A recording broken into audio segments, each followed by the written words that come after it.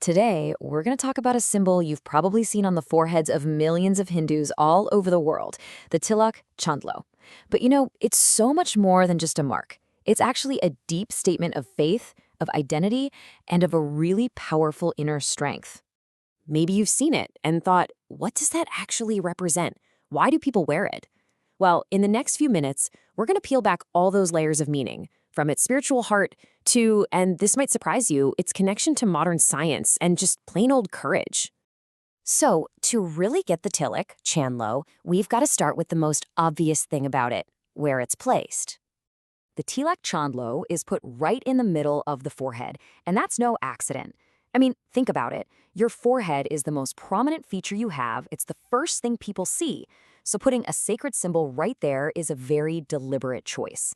It's a public way of saying that your faith is absolutely central to who you are. But the real meaning, well, it goes so much deeper than just its location. Let's dive into the spiritual symbolism that's packed into the mark itself. So on one hand, the Tilak Chandlo is all about spirituality, but it also stands for a conscious choice to reject some of our our base instincts. In Hindu scriptures, these are called Rajagun, which you can think of as worldly passion, and Tamagun, which is kind of like ignorance or darkness. The mark is a daily reminder to try and rise above all that. This symbol is actually made of two parts. The first part is the tilak. That's the U-shaped mark. And that U-shape? It's a really beautiful representation of the divine feet of God. It's a constant, visible reminder of a higher power. And then, nestled right inside that U is the Chandlo, that single red dot. The dot symbolizes the ideal devotee, someone who is humble, devoted, and always in service at God's feet. When you put them together, the two parts create this beautiful picture of the relationship between the divine and the devotee. Now, this symbol is not a new thing, not at all. It's part of a tradition that goes back thousands and thousands of years. Let's just take a quick look at the history here. The history here is just incredible. I mean, archaeologists have found pictures of the Tilak on artifacts from the Indus Valley civilization that are 6,000 years old. 6,000! It's mentioned in the most ancient Hindu texts, the Vedas, and it shows up in the great epic stories like the Ramayana and the Mahabharata.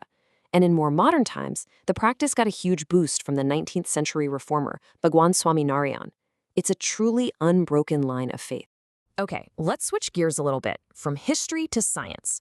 How can an external symbol, a belief, actually affect us physically? Well, the connection is way more powerful than you might think. This quote is from Dr. Herbert Benson, a researcher at Harvard Medical School. He studied the link between our minds and our bodies, and specifically how what we believe can trigger real, actual physiological changes. His work basically shows that what we hold in our minds can have a direct impact on our physical state. Dr. Benson's point is illustrated perfectly by this crazy thing that happened during screenings of the movie Lawrence of Arabia. Get this, audiences were sitting in cold theaters, right? But they started reporting that they felt intensely thirsty.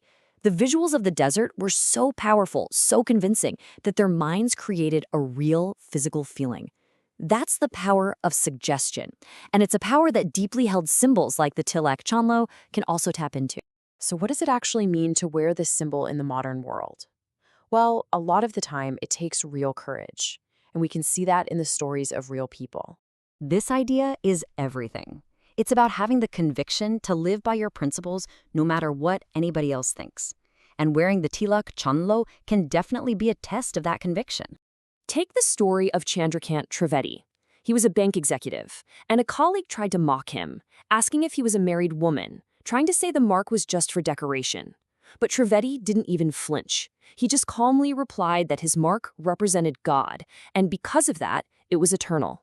And you know what? That conviction just silenced the mockery. And courage isn't just for adults. As a young student, Ishwar Swami was teased relentlessly by his own teacher in front of the whole class just for wearing the Tilak Chandlo. But even with that daily humiliation, his love and devotion to his guru gave him the strength to keep wearing it. He turned an act of ridicule into a true testament of his faith. And one last story about Vipin Bharat. He was in a job interview for a science teacher position, and the panel questioned him, asking how he could wear a religious mark and still have a scientific mind. Instead of getting defensive, Vipin used logic and reason to explain that his faith and his scientific mindset weren't in conflict at all. He promised them his personal beliefs would never create bias in his teaching. They were so impressed with his clarity and his integrity that they hired him right on the spot. So, you see, the Tilak Chandlo is so much more than a mark. It's a symbol of devotion, a connection to thousands of years of history, and it's an emblem of real courage. It reminds us that conviction is an incredibly powerful anchor. And it all leads to a final question for you. In a world of trends that come and go in a flash, what gives you strength?